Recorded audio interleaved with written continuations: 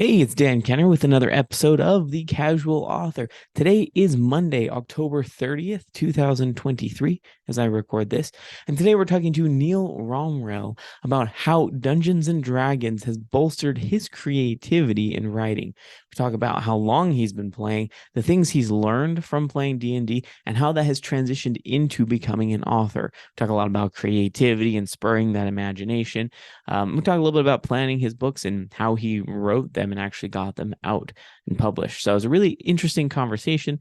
I don't have a lot of experience with Dungeons and Dragons, but I 100% have had the thought to play it when I was younger. It was something I was always interested in. Just didn't have a group of friends to play with. So I think you'll really enjoy the conversation. You want to stick around for that. But before we dive into that, I want to take a step back and recognize something that has been missing in my podcast that I was thinking about the other day. I talk a bit about being a busy person. I'm very busy. I've got a lot of things going on, and I give a lot of updates on the homestead. But frankly, there's a really big piece of my life that I don't talk about that often, which is a little bit of a disservice to you and a disservice to myself.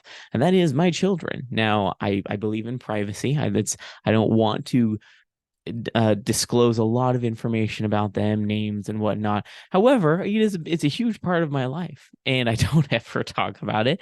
So that's something I want to dive into a little bit each week because there are constant changes and updates with my kids. They're doing amazing things, and I don't really talk about it. So I figured, hey, we need to drop some things in here so you recognize that it is a big part of my life. And there's a lot going on there. So that being said, we might as well start on that front. I'm happy to say that this last week, I began the final 2 weeks of my paternity leave. So fortunately, the job that I do work for, it has a really generous paternity leave policy, and I was able to break it up throughout the year. So even though our daughter was born in December of last year, I have a year to use it. I saved 2 weeks specifically for the end of October for two reasons, because that is when two of my children have birthdays. I like to take their birthdays off so we can go do something fun, but it's also fall cleanup time. So I've talked a little bit about preparing the homestead for winter. There's a lot that goes into it. We'll dive into that in just a minute. But as I mentioned, this last week, we've had two birthdays. My second son, turned 8, and my fourth is a daughter. She just turned 5. So it was a blast. I love this week because there's so much fun. We get to go do activities for their birthdays. We get to have cake, and cake is my favorite. I absolutely love cake. It's really dangerous for me because I have very little self-control when it comes to birthday cake.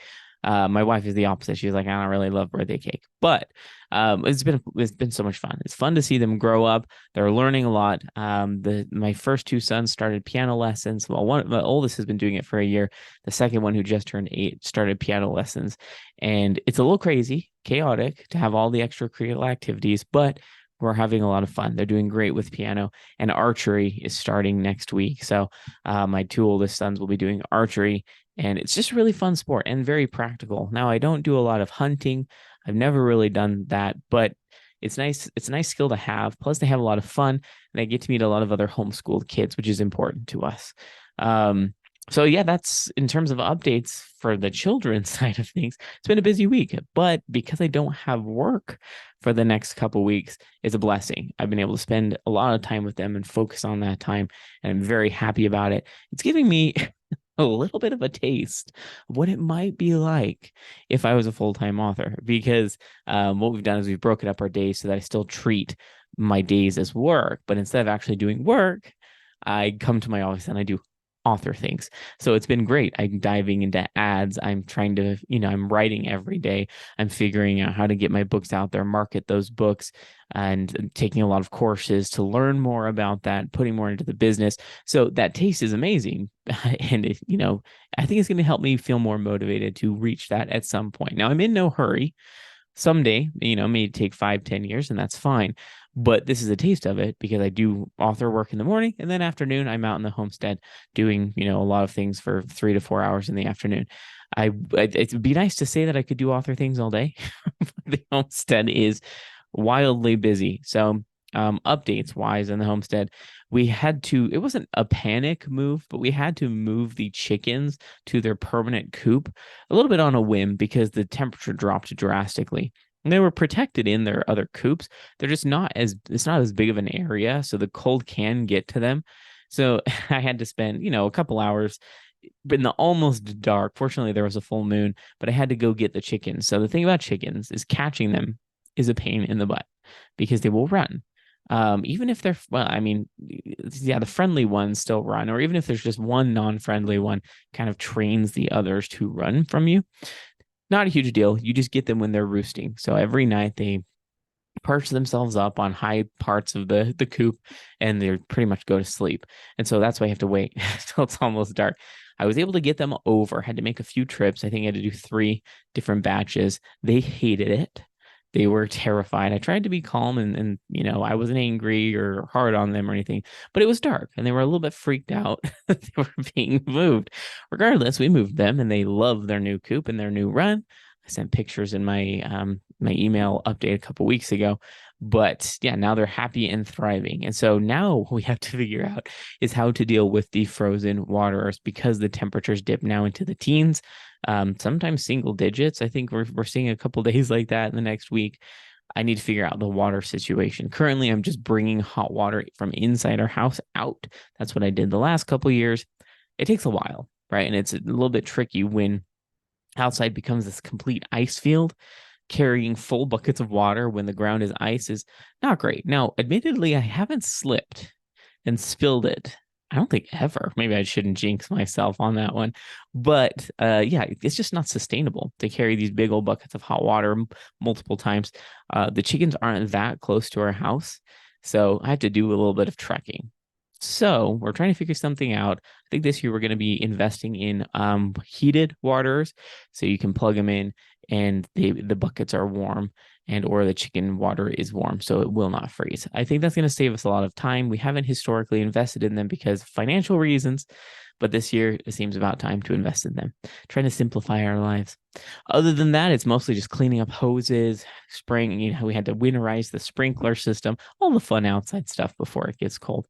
We do have another butchering date ahead of us, which is not going to be great in the cold, but we've got some roosters that we just don't need. So we'll be butchering them and they will be turning into chicken sausage. That's a new endeavor that we've never tried before. When we actually get to that period, I'll have to tell you how that goes. But yeah, that's the plan currently, because generally roosters, particularly of this breed, have kind of tougher meat. Because they're older. The older chickens get, the tougher their meat gets. It's just the reality. So they're going to be sausage. And it's going to be great. We'll see how that goes. But other than that, yeah, just there's going to be a lot over the next 2 weeks. I have a lot to do before my paternity leave ends, crossing my fingers that I can get to all of it. If not, that's what Saturdays are for. We don't love to go out in the evenings, but you do what you got to do. It's got to all get done. So in terms of author updates, so Demon Blooded is still moving along at a pretty healthy clip. I write about 2,000 words a day-ish, not on weekends, on weekdays, coincidentally, because it's easier to fit that in. Saturday schedules are just wild. But we're looking at about 32,000 words on that manuscript. I've been pondering and thinking about how I want to move forward with this series, and I'm wondering if it makes sense to write all 6 books first before I publish the first one. Still noodling that one over, trying to decide how I want to handle that, but currently I'm just writing and really enjoying that process. So other than that, yeah, like I said, I'm diving into ads. I don't have troubles getting my covers to attract people. They're clicking. What I need to figure out is why they're not purchasing. So that's the fun thing that I'm figuring out, looking at my ads, my copy, or my sales page, and figuring out what I need to tweak to make it work. So that's been a lot of investigative time put into that. And I'm ramping up my YouTube channel. So those of you that are here watching on YouTube, hello, good to see you. Those of you who are not a problem. You will see other videos. And the current schedule for publishing on YouTube is 2 videos a week. I've got my homestead. The podcast video goes up on Wednesday, and then I have another author related video, either help or story or reviews or whatnot, on Friday. So that's the current plan. We're moving forward with that, and I'm honestly having a blast. I have to say, ever since I haven't been on TikTok, my life has simplified quite a bit. Not a knock on TikTok. All those people that are being successful on it, awesome. Very happy for them. I just recognize in my life, wasn't fitting. It didn't fit with the lifestyle. It didn't fit with my preferences.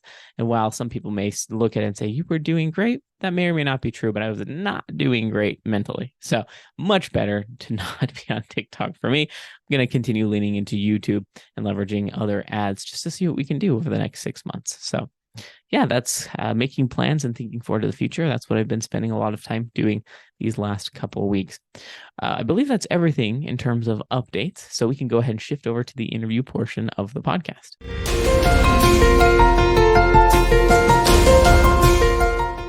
Hey, Neil, how are you doing today? Doing well, Dan. How about yourself?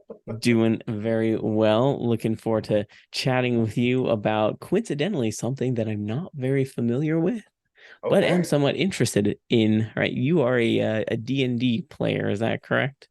That is correct. Yes, I have been playing. I just turned literally a couple days ago, 47, and I've been playing Dungeons and Dragons since I was about 12 years old. So Oh, it's cool. it's been a while. Happy birthday, first of all. But we'll Thanks. dive into the D&D thing because I'm absolutely fascinated by it. It's one of those things that I've never really done in my life. But before we get into all that fun stuff, how long have you been writing and publishing books? So writing proper, I started the novel that I eventually published as my debut novel. I started writing it in 2020, right as COVID hit. So it was kind of my COVID thing. Um, I have, if you count trying to write books, I started the very first time I tried to write a book was my sophomore year of high school. I had Mm. a teacher who we had to turn in a writing assignment I think it was every Friday or maybe every other Friday. And it had to be like 2 or 3 paragraphs. It was not very many words, but I had the brilliant idea at the time that I was going to essentially write a book using this year of school because, at that age, a year of school is like 500 years, right? So I was going to Hmm. write this whole book.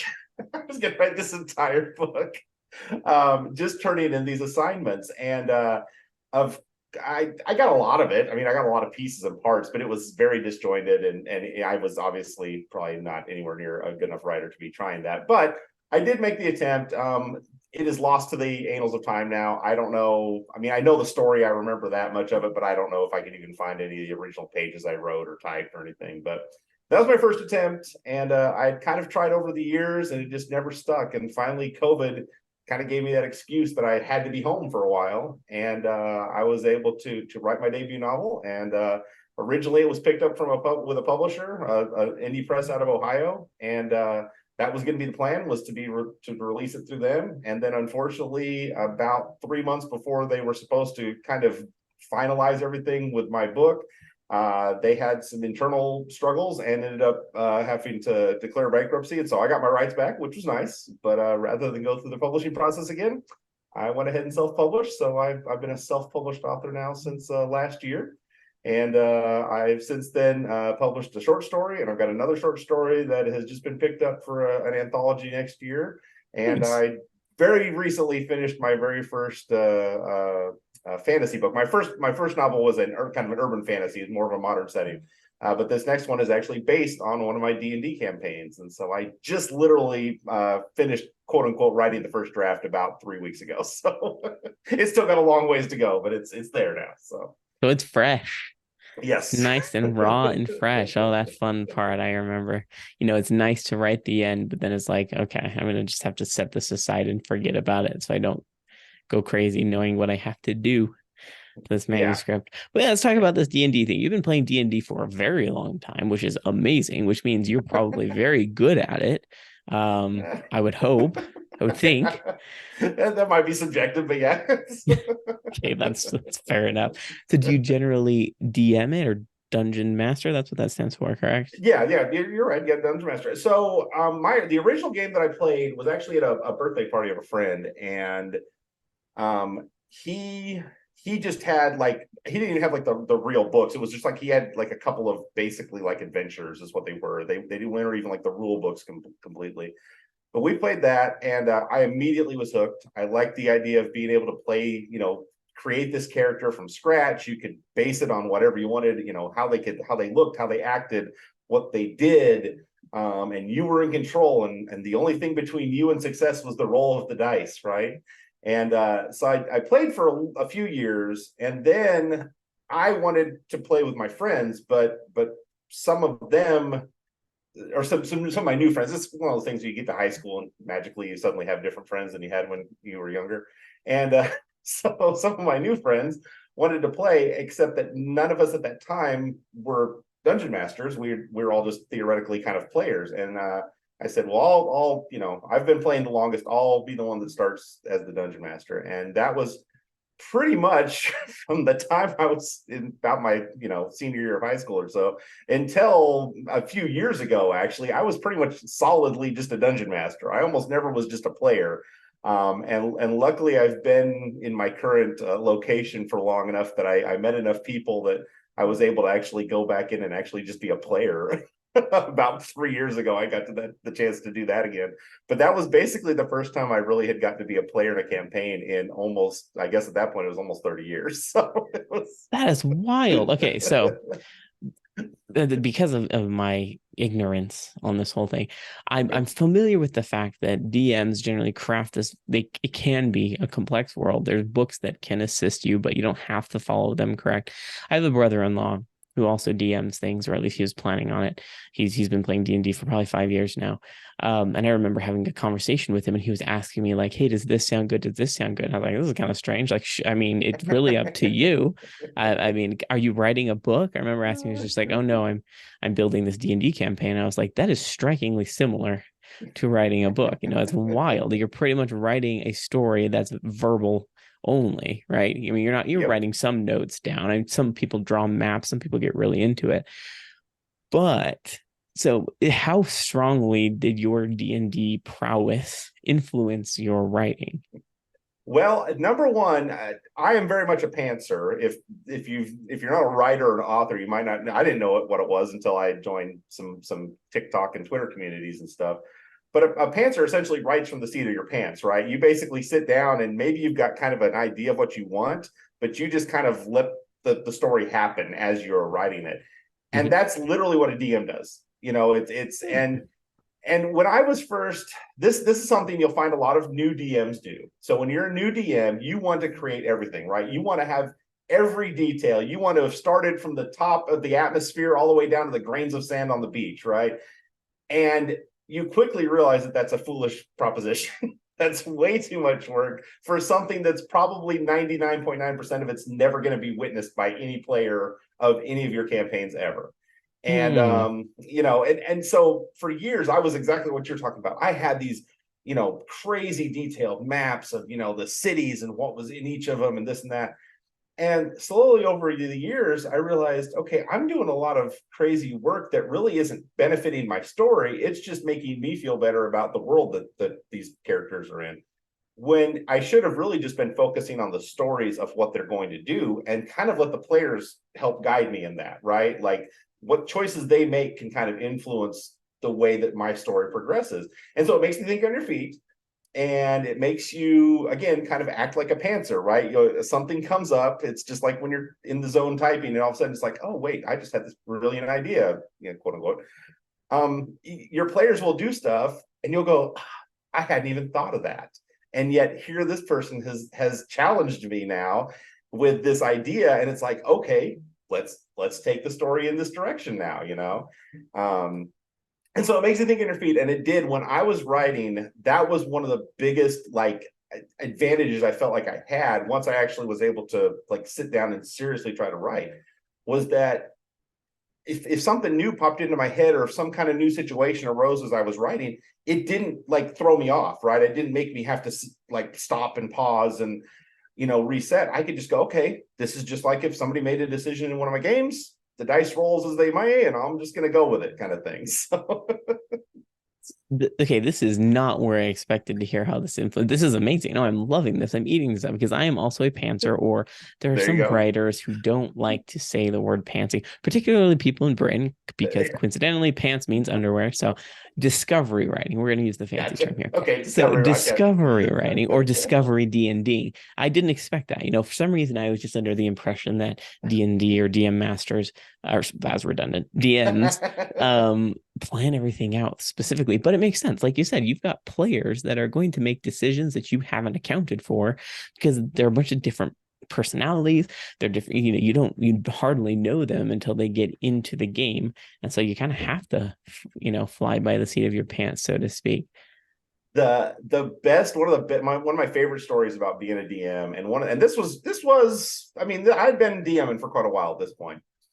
I had this game that was, I think it was only 3 players, so it was just me and 3 other people, and they had during the course of the adventure, they were supposed to go to this village and essentially like help these people that were under siege by some undead or something, and so they go there and they titanically screw this whole thing up. Like they burn down half the village. They just, I mean, nothing that they do really goes the way that they wanted it to go. And it causes, of course, many of the villagers to be mad at them and this and that. And so the particular people that were like the kind of the soul, like the people that were they are supposed to be interacting with, the NPCs that were the non-player characters, I should say, that were the specific to this village in particular, they ended up having a very bad taste in their mouth when the players finally left the village, right? They did not like these guys.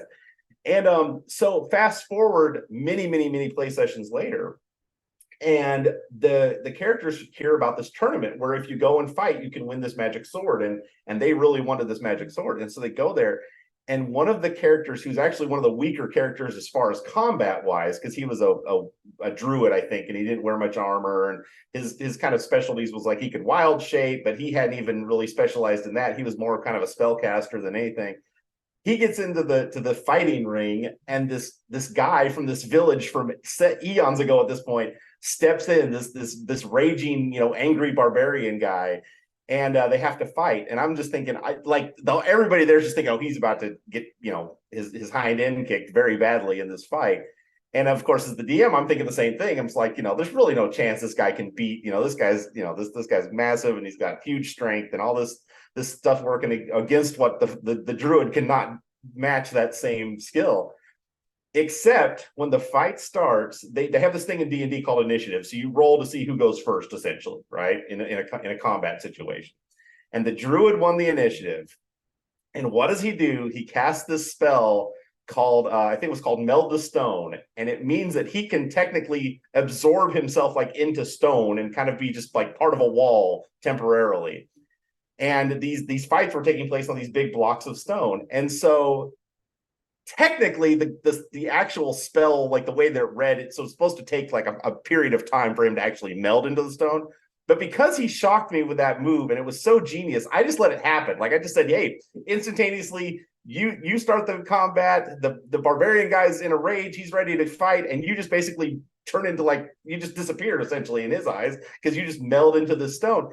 But the barbarian, one of the features about their class at that time was that once they were like enraged, they had to fight no matter what. Like they had to basically take out any opponent that they thought to be a threat in their immediate area.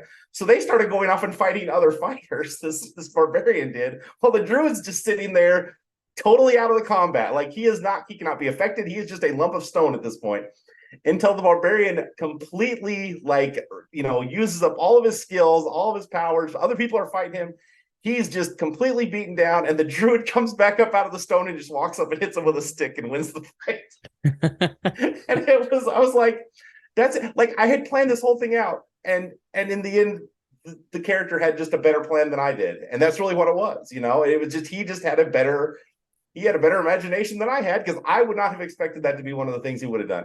And so that taught me, it was like, that was kind of like I had lots of others, but that was kind of one of the ones that I can look back at and say, that was a moment where I realized I don't need to try to have every last stone figured out. I just need to have the baselines. I just need to know what's going to happen in theory. Like if they're going to face some goblins, I need to know kind of what those goblins look like and what their motivations are.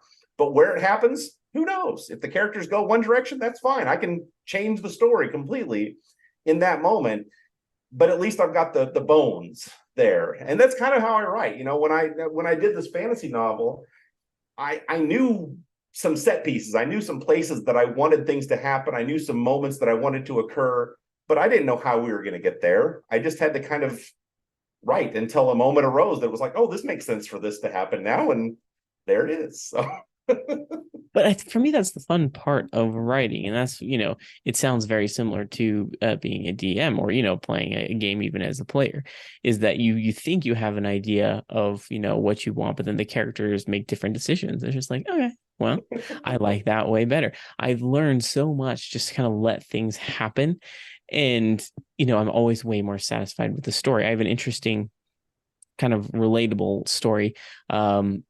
When I was writing the third book, first off, when I was writing my trilogy, you can see the first two books back there. I didn't plan any of it. I was, discovery writing the whole thing. And I actually lost around 35,000 words of the third novel due to system error. I was saving my work. I was using a cloud-based system, and I was saying it was saved. I was manually saving it, but there was a problem with the browser. It had caused like a disjointed cookie, if you know anything about browsers.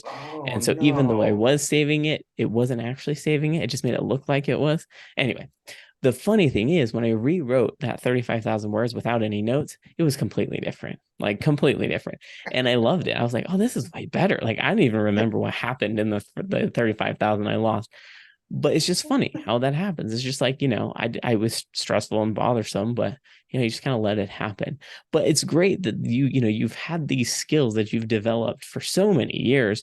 And so when you actually got down to the writing, it probably just felt so natural just to be like, yeah, I'm just essentially playing a D&D game with NPCs, kind of, the characters in your book are NPCs. Yeah. For all intents and purposes. So, but the content is quite different because D&D is generally pretty heavily fantasy based, right? Yeah, generally speaking. Now, I had the luxury, I was in D&D long before D&D was popular, right? Like at the time that I was playing it, there wasn't a ton of people playing it. Comparative to like modern nowadays, I guess I should say. But I also had some very astute people that were very familiar with just TTRPGs in general at the time. The guy that got me into like the youth, I mean, at the time we were kids, but he I don't know if his dad was into it or what the deal was. He would get these books, like he would get these other systems. It wasn't just D&D. So there was GURPS. There was this thing called Heroes Unlimited. Heroes Unlimited is maybe my favorite game that is D&D centric, but not D&D that I've ever played. It's literally just like superheroes D&D is all it is. And then there's these other ones, the werewolf system and stuff like that. There were all these other games. And so I got to actually have this flavor. And when I said that I was exclusively a DM, that was for D&D, but I did get to do some player games in my very early 20s that were totally outside of Dungeons and Dragons. So I did get to do some playing as a player in some other systems, I guess I should have mentioned. But yeah, so there are nowadays it's just crazy. Like it's just the wild, wild west out there, right? Like people are just making systems for everything. There's old Victorian styles that are technically, again, they're just kind of based on the D&D rules, but it's the House on Haunted Hill is an example of one that they had a board game. Now they've got a D&D or like a TTRPG system. Yeah. Super fun. And GURPS back in the day, GURPS basically stands for generic role-playing game. I don't remember exactly, that's not exactly what it stands for, but it's basically that, generic role-playing game. It was literally a system that was intended to just be anything. If you wanted it to be in the space in the future, it was space in the future. If you wanted it to be modern, right now, street level, cops and robbers, it was that. It was fantasy. It was anything you wanted it to be. It was just basically a system of dice and rolls. It would say weapon A does this much damage under these circumstances. It doesn't matter what you call that weapon. It's just that's the weapon, right? And so it was modern Dungeons and Dragons kind of has adopted the same kind of system. Nowadays, modern Dungeons and Dragons, they'll tell you, hey, look, just because we give you these classifications of weapons and armor and this and that, if you want to change it, go ahead. Just these are the numbers that you need. We've given you the numbers. Feel free to do with it what you will. So that's that. It is. It's very much. It's very much fantasy, but it has gotten to be such a global thing now that people are using it for all kinds of different settings and systems, and it's really fascinating to see some of the ways that people have taken this kind of base game and turned it into something really, really distant from what the original was, and yet still so grounded in what the original was. So Fascinating. I did not know that was the thing. I mean, it makes sense logically.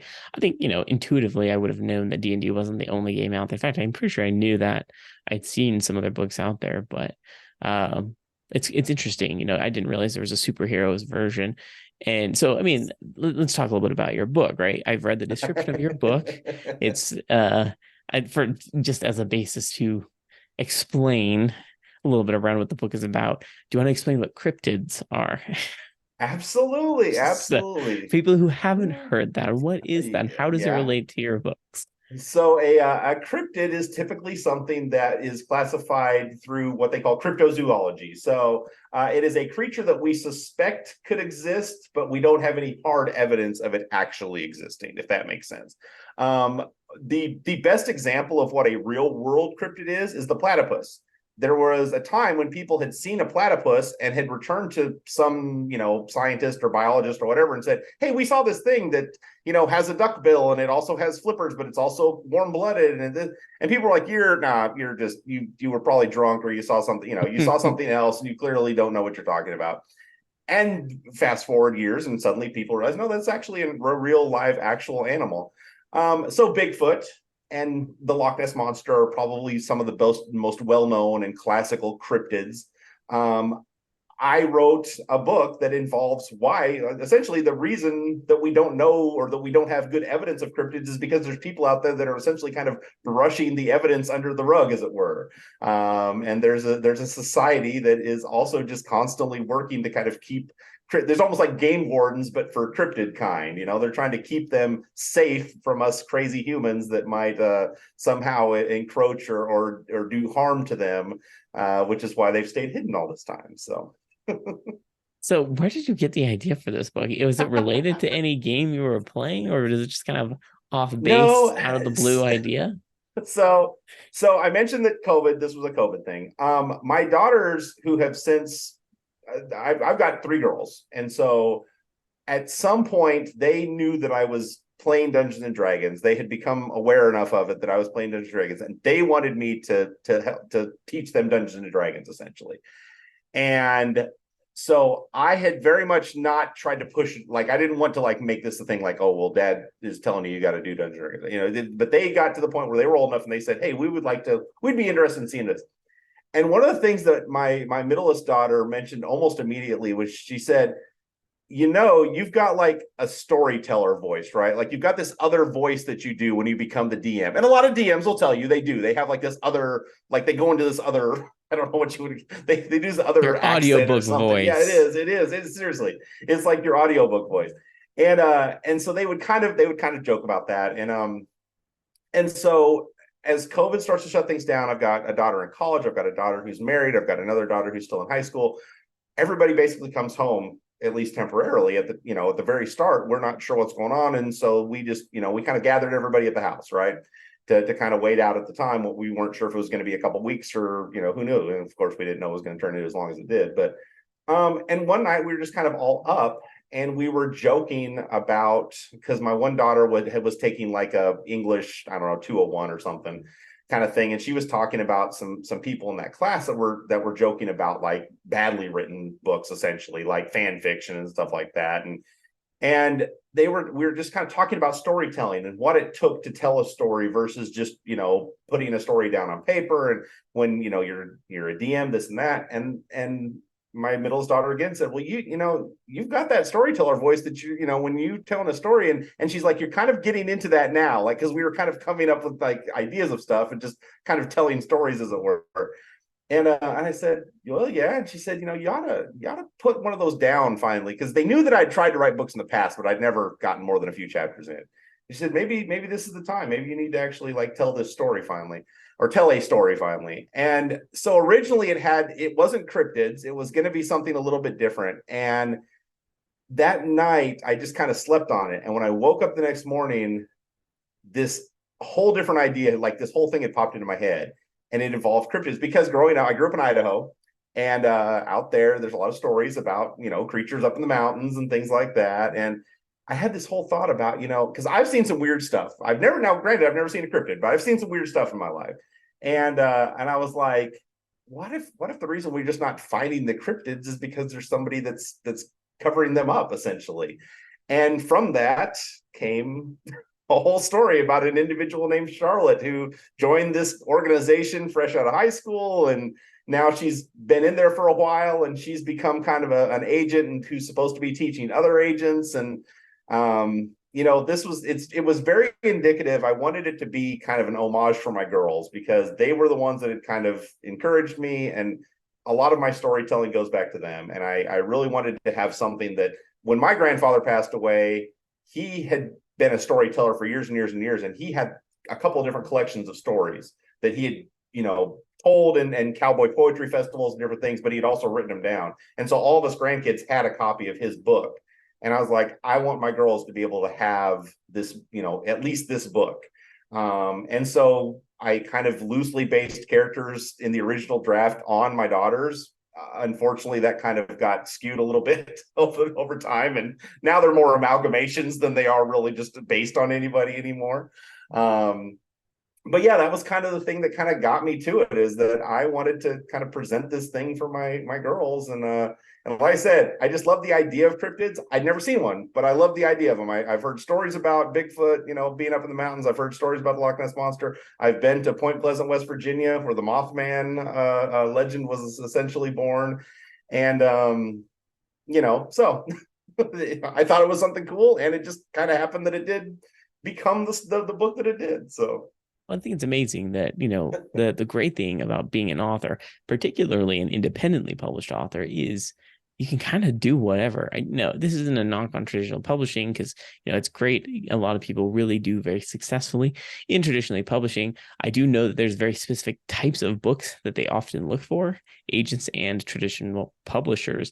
And, one of the reasons I just decided to go indie is because I didn't want to be put in a box. I didn't want to be told, hey, you need to write these tropes. You need to write books like X. I was like, I don't want to do that, right? I want to write what I want to write and still entertain and still delight people. And I'm finding that people still love the books. But, like you said, you didn't know that it was going to be cryptids. But the fact that it is excellent, and people love it.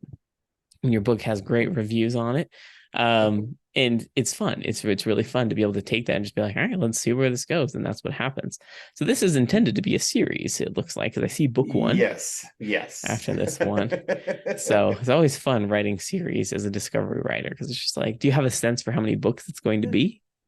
So going back to my original idea, it was so this is a little bit of the inside baseball, or whatever, if you want to call it. I originally was going to have 3 books that kind of not had 3 separate protagonists, but they kind of focused on different aspects of this group, this society that keeps these cryptids protected, essentially. And each of these societies was going to have a focus character that kind of was based on, again, one of my daughters. Was the original like high-minded idea. Number one, I discovered that when you're writing a series, people have very strong feelings when it comes to like how you do cliffhangers or things like that. And they will make sure and share that with you when they do beta reads for you. So I discovered that maybe my original ending and some of my other things might not work as well as I thought, just, before I was going to actually publish this and just make it something for myself. So yeah, I do think it's, I don't say I do. I know it's going to be 3 books because I've basically outlined the other 2 books. In fact, I'm 25,000 or so words into the second book. At this point. I actually had to rewrite it. That was one of the things. Your story about losing 35,000 words, that resonates very well with me.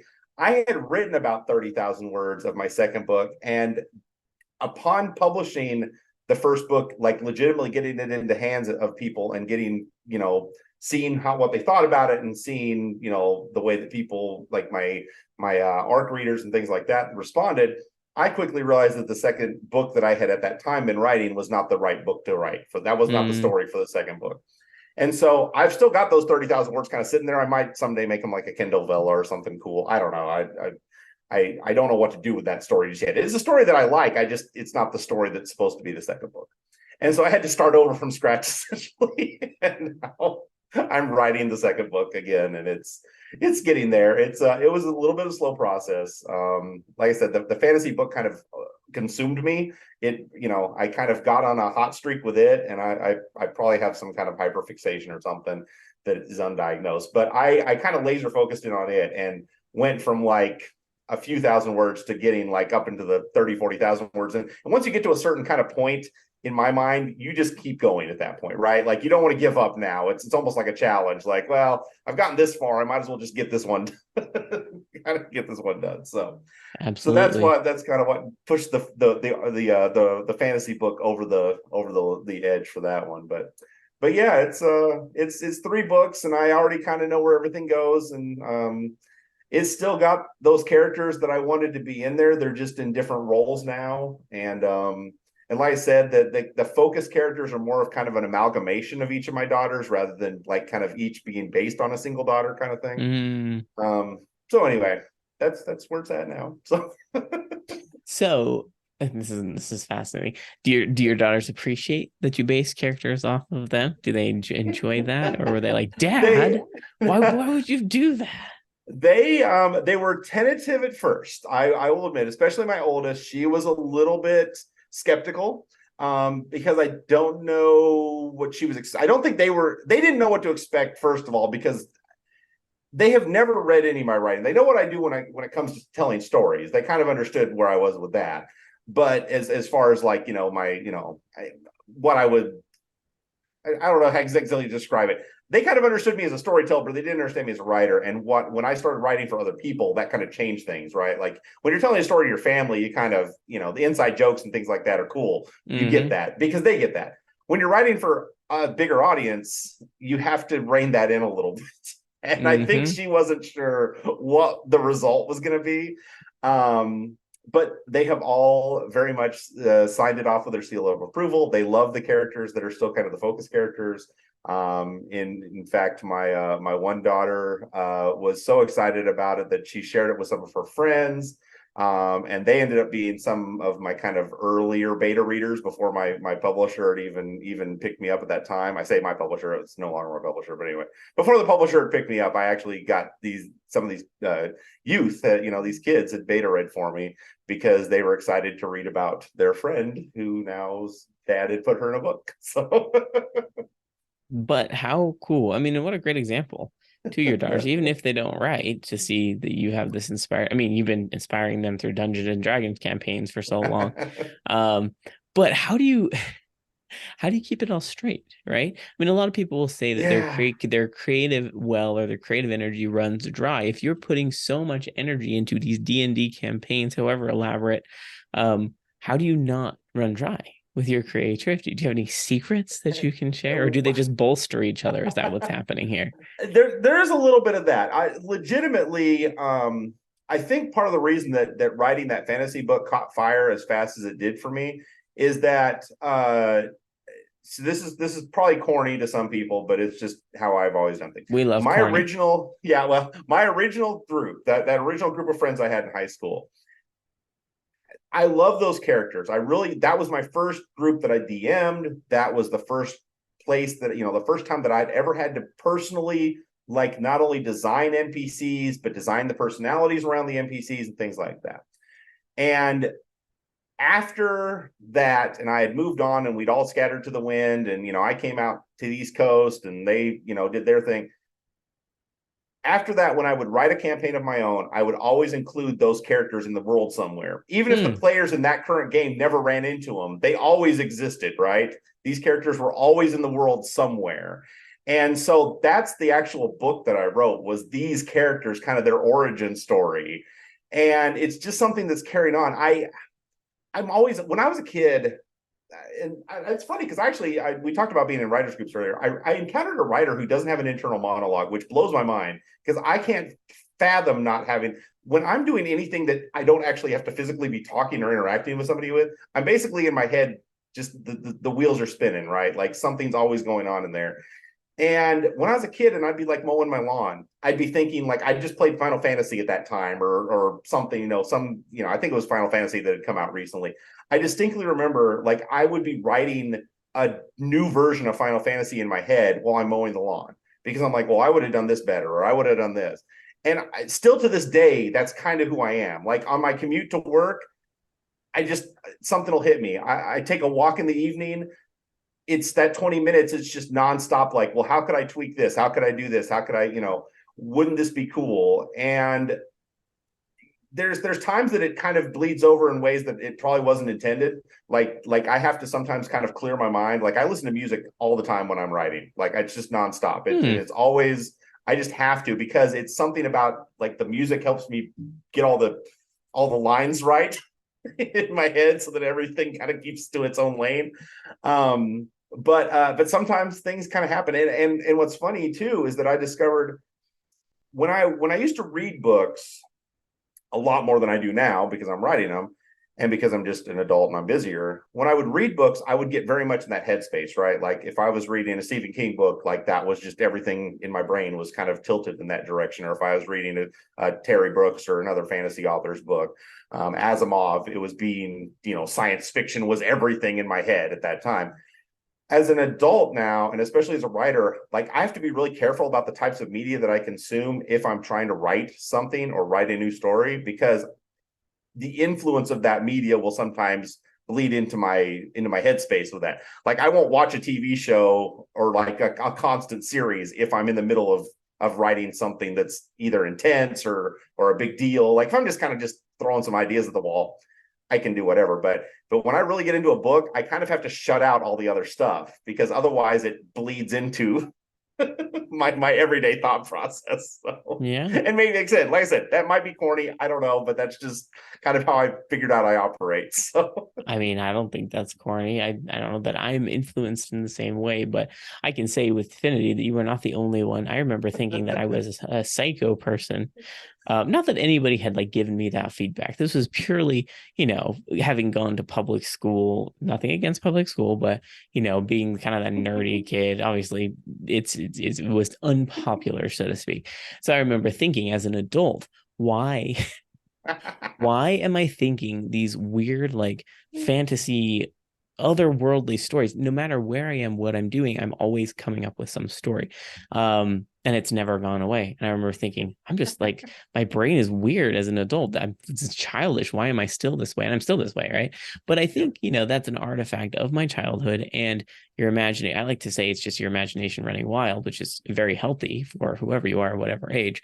But that is what has lent me a lot of aid in my busy life as an author, right? I call myself a casual author because by nature of all of the things going on, but I can often write better when I'm in that headspace. I'm out taking care of animals, I'm doing dishes, and I'm either in the world that I'm writing or just in a random other world, right? Just, making something up. It just spurs that creativity. And music helps that for me as well. I do love to listen to music. awesome. Every song has a story.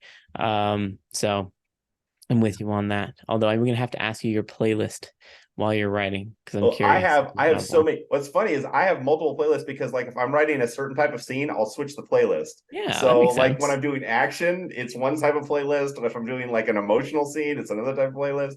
I think when I finished writing my first novel, I was up to, I want to say 13 Oh, that's so organized. Neil, I'm so impressed. I haven't made playlists because I am so disorganized. I can't even organize anything. So, a couple of times I'm like, oh, I need to create a playlist. And then it's gone. That thought's gone. So I admire your organization Well, skills. so fun little fact. It's in my book, but I don't know how many people actually go and look at this. So if you go to Spotify and look up my name, you can Oh, actually find that I'm I've doing it. got playlists for some of my characters listed there. And these Cool. are all of these are songs in some form or another that I was probably listening to at some point while I was writing those individual characters. A couple of them are a little bit of a mishmash of just songs that were like some of the songs I was listening to. But yeah, there's a whole bunch of songs there, and I just kind of go through a whole a whole lot of stuff. And that was what it was a lot of different songs. I like writing action, and I'm probably best at writing action because of being a dungeon master. And so you have to describe action to people, right? Like Mhm. that's a pretty common event.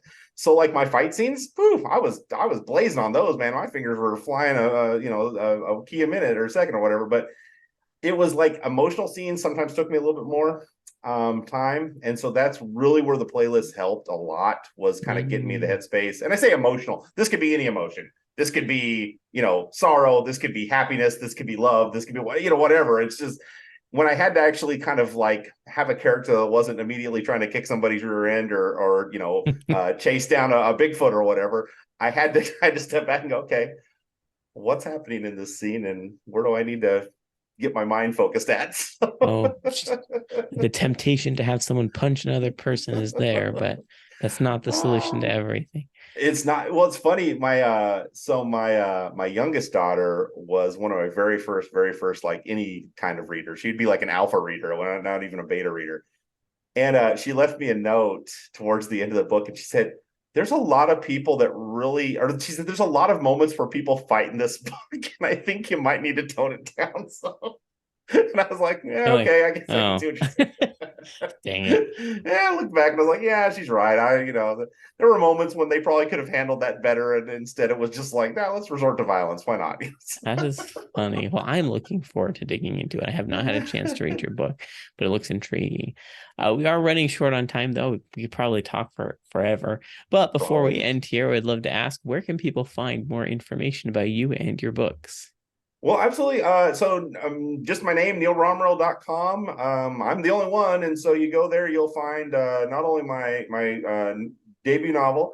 I had a story featured in a anthology collection that was released this year called Welcome to FM Falls. My story, The Top Prize, is a short story about kids in an 80s arcade and trying to win the top prize at the arcade. And maybe there's some nefarious things going on in the background. And that's two books I've currently got out. I just had another short story that actually is set in Idaho, that is Nice. just been accepted to an anthology that will come out next year. So I'm looking forward to that. And but yeah, that's where you can find information. My books are available on Amazon or any fine retailer. Most of them online, but occasionally you'll bump into me in a physical place. And of course you can go to your library. And I've actually got an audiobook that hopefully will come out maybe the end of this year or maybe early next year for my debut novel. But it Nice. is done being recorded. It's just being edited right now. So Oh, you can the look forward to editing. seeing that as well. Yeah, it's all the editing is. Tedious, but very good. Well, great. This is awesome. Thank you for joining me. This has been excellent. Thank you. I appreciate it. It's been a lot of fun.